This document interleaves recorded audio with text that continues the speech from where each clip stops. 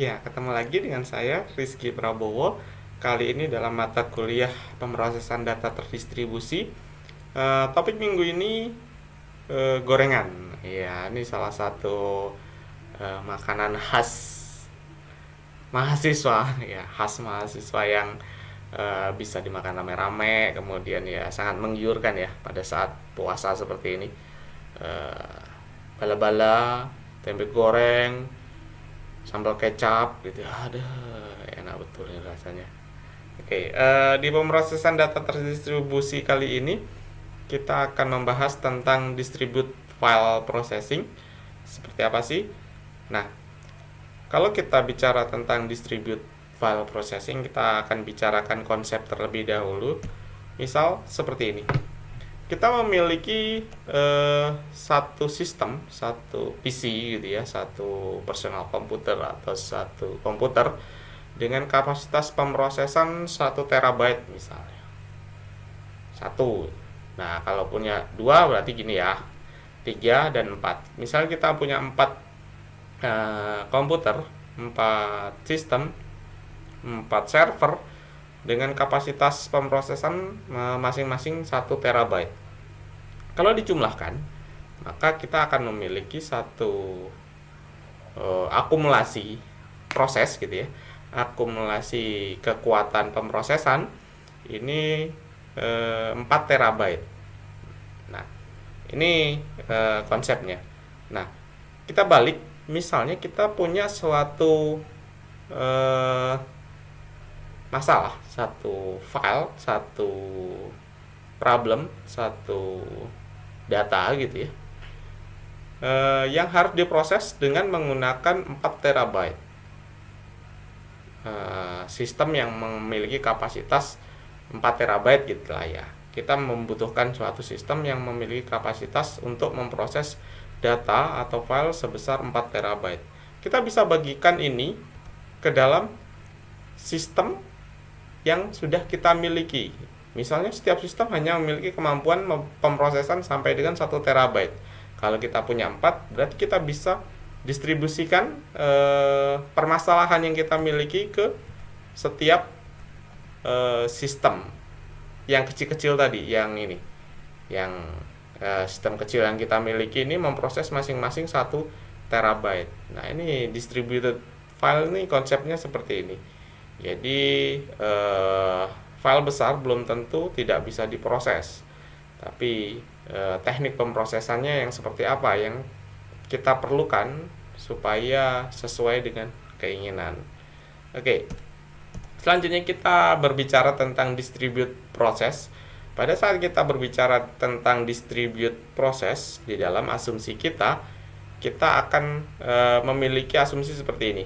Penggunaan sumber daya tertentu.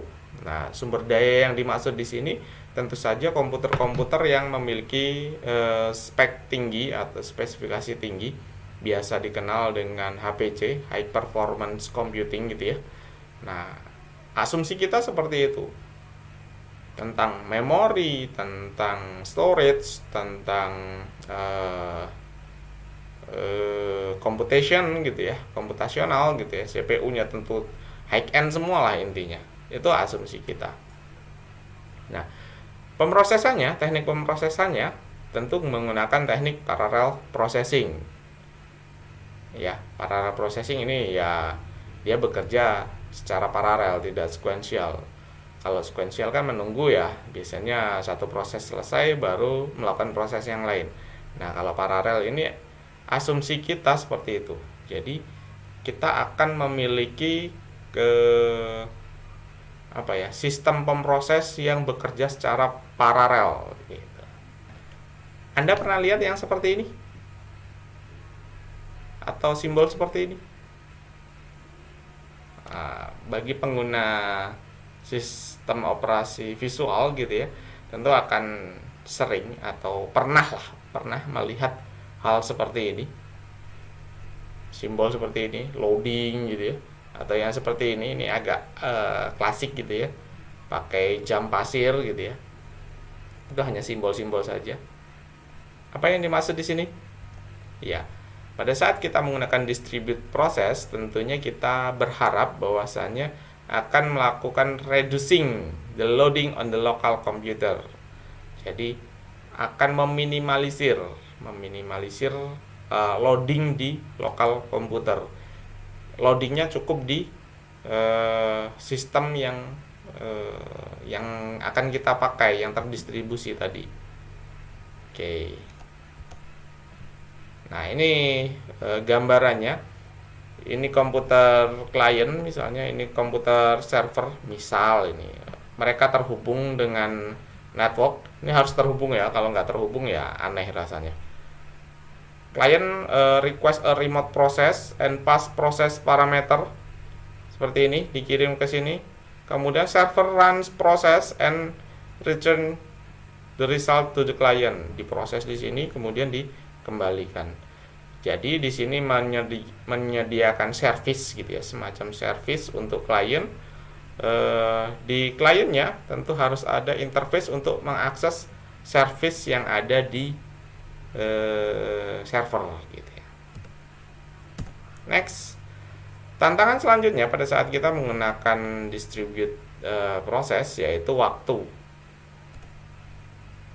Harapan seorang user pada saat menggunakan distribute proses gitu ya, tentu waktu yang diharapkan akan lebih kecil atau lebih sedikit, lebih cepat gitu ya. Waktu sedikit lebih cepat, pemrosesannya akan lebih cepat.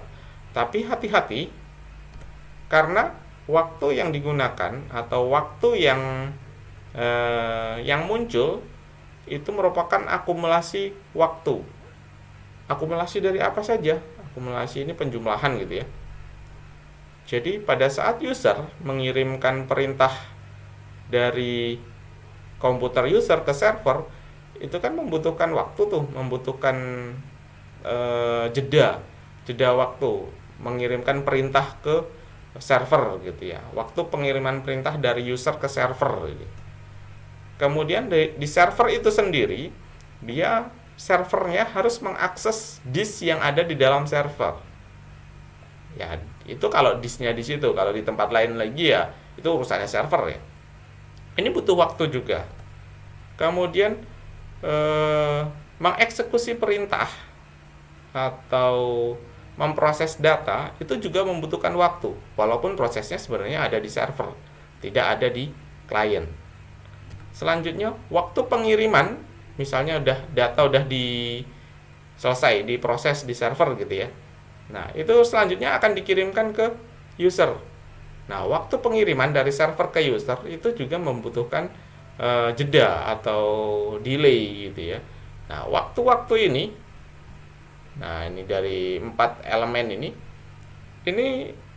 dijumlahkan, dan ini salah satu masalah gitu ya kalau kita menggunakan distribute processing.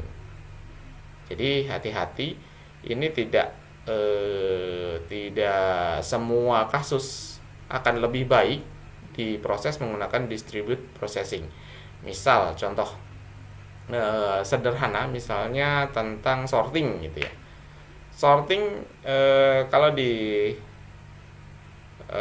parallel processing gitu ya, pada saat kita mensorting data yang kecil gitu ya, misalnya menggunakan quick sort, misalnya data yang kecil misalnya 500 data gitu ya, 500 data itu kecil. Nah, pada saat mensorting 500 data menggunakan parallel processing dengan yang sequential, kalau kita bandingkan biasanya akan lebih cepat yang sequential. Kenapa? Karena prosesnya ya tidak mencapai maksimum. Jadi kalau yang sequential dia diproses selesai, sudah selesai gitu ya. Nah, kalau yang paralel gitu ya, yang distribute, dia membutuhkan waktu tadi, waktu pengiriman perintah, waktu akses disk, kemudian waktu pemrosesan data, kemudian pengembalian dari user dari server ke user gitu ya. Ya, itu butuh waktu. Nah, waktu itu yang kadang kita nggak perhitungkan. Taunya diproses secara paralel harusnya lebih cepat gitu ya, tapi tidak semua. Akan berbeda kalau kasus datanya banyak, misalnya sekian juta data gitu ya. Nah, ini akan berbeda. Waktunya itu akan berbeda. Nah, pemrosesannya akan jauh lebih cepat yang menggunakan parallel processing. Nah, kita berbicara selanjutnya tentang remote file. Karena ini terdistribusi, kita pengen ngebahas tentang remote file. Remote file ini yang seperti apa sih? Dia sebenarnya mengakses file tapi jarak jauh gitu ya. Jadi ada entah di mana filenya, misalnya ada di server di Singapura atau di Amerika gitu ya. Kita akses remote dari sini. Nah, pada saat mengakses remote, kita membutuhkan yang namanya NFS atau Network File System. Network File System ini pertama kali diperkenalkan oleh Sun Microsystem. Sekarang entah masih ada apa enggak ini. Sun Microsystem, seingat saya dibeli ya sama Oracle ya.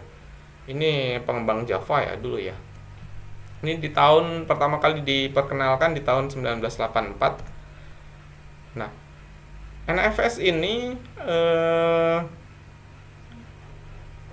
membuat kita bisa mengelola file secara remote, seperti kita mengelola file seperti di lokal gitu ya, di komputer lokal gitu sama. Jadi kita kelola secara remote di server gitu ya, mirip-mirip dengan mengelola file yang ada di lokal komputer gitu.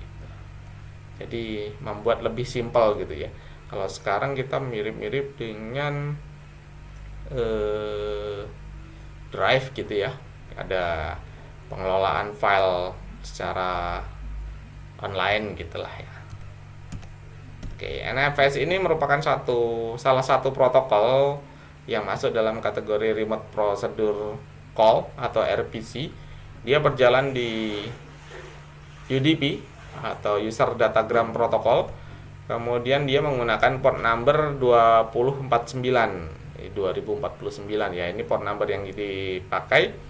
Kemudian konsepnya klien mengimport berkas dari server, jadi diimport dari server, kemudian servernya mengekspor berkas to client ya. Ini vice versa ya, satu sama lain saling apa ya, saling mendukung lah ya. Kliennya import, servernya melakukan ekspor. Selanjutnya kita bicara tools yang biasa digunakan di sini. Hadoop yang biasa digunakan untuk distribute file ya. Hadoop ya, biasa dikenal dengan HDFS. HDFS ini akronim dari